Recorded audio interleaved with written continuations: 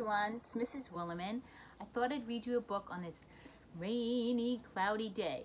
This book right here is called Chowder. Now this is one of my daughter's favorite books when she was little. It's Chowder and it's by Peter Brown. Okay, let's see if we can see this book here. Chowder had always been different. His owners liked to think of him as quirky, but most people thought he was just plain weird. Look at him on the toilet bowl. That is weird. Wish my dog did that. Most dogs thought he was weird too. Chowder wanted to be part of the neighborhood dog pack, but the more he tried to fit in, the more he stuck out. It wasn't easy being Chowder. But he made a nice thing. Chowder's only real friends were his owner, Madge and Bernie Wubbington. They didn't just like their bulldog, they were downright crazy about him. "Come here, Chowder Wowder," they said. "It's time to put up another precious picture of you." The Wubbingtons had a few quirks of their own. Look at all those pictures. In the beginning, Madge and Bernie treated him like a normal dog, but Chowder had better things to do than fetch newspapers or go for long walks. He and the Wubbingtons found their own unique ways of doing things, and no matter what they did, the bulldog always got strange looks. Can you see the bulldog in a baby carrier here? Very strange. The only place where Chowder didn't feel like an outsider was at his home. And every weekday, he had the whole apartment to himself. Madge and Bernie bought tons of dog toys to keep him company, but Chowder preferred people toys, like this headphones and the computer. He spent sunny days on the balcony with his favorite toy of all, Bernie's far-out stellaroscope. Wow, look at that. One afternoon, while Chowder was observing another rush hour traffic jam, a brand new billboard caught his eye.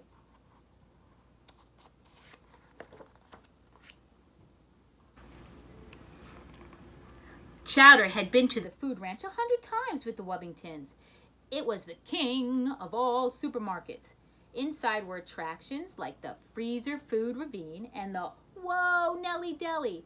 And now there was a brand new petting zoo called the Critter Corral. Suddenly, Chowder's brain was buzzing. All the neighborhood dogs had said Chowder belonged in a zoo, and he wondered if they were right. He couldn't wait to meet the petting zoo animals. But a week later, the Wubbingtons still hadn't gone to the grocery store.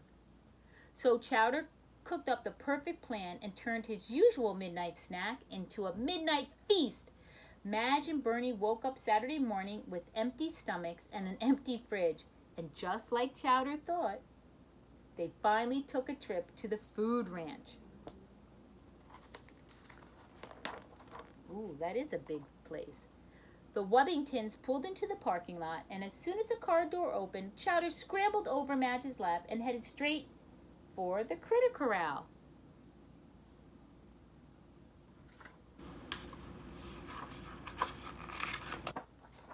Chowder figured this was his best chance of finding friends, and he didn't want to ruin it. He was just about to introduce himself when a red kickball rolled over to him. All he had to do was bump the ball back under the fence, and he knew that they would invite him to play. So all he had to do was push it.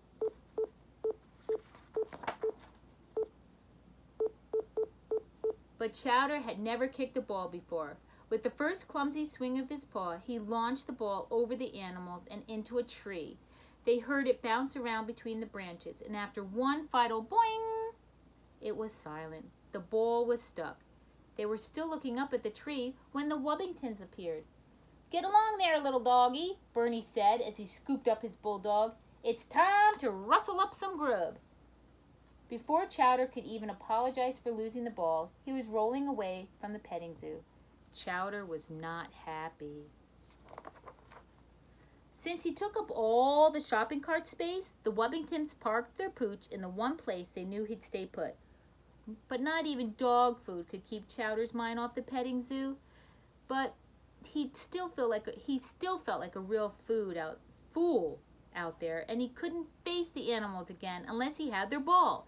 But he was too short to climb the tree, and the food ranch didn't sell kickballs. He didn't know what to do. Chowder was feeling sorry for himself when his belly began to gurgle and groan. His midnight feast was telling him he needed to find a toilet, so he headed upstairs to the restroom. While washing up, Chowder had a wild idea. He squeezed into the restroom window, and just as he'd hoped, he could see the kickball in a nearby tree. The bulldog mustered up his courage, and with one loud yelp, he plopped into the air. Oh no. Chowder tumbled through the leaves and branches, but fell just short of the kickball. As he dangled high above the ground, Chowder realized he had no way of getting down and no way of barking for help. Just then he began to hear stomping and snorting directly beneath him. The sounds grew louder and closer, and suddenly Chowder felt something fluffy under his feet. Wonder what it could be. Wow! The petting zoo animals rescued him, and they did it in style. Look at that. So cool. Now that Chowder had fetched the kickball, the animals were eager to play.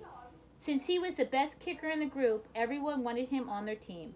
They moved the playing field farther from the trees and spent the morning teaching him all about the game. During timeouts, Chowder showed them some of his favorite games. It was a very busy morning. When Madge and Bernie finally tracked down their bulldog, they were happy to see that he'd found some new playmates. "Say Chowder, everyone," Madge said as she snapped a few more pictures for their collection. Look at that, so funny. From then on, whenever the Wubbingtons went grocery shopping, they always dropped Chowder off at the Critter Corral. And even when Chowder couldn't make it to the petting zoo, he and his friends still found ways of having fun together. The end. I hope you guys can find some fun things to do on this rainy day.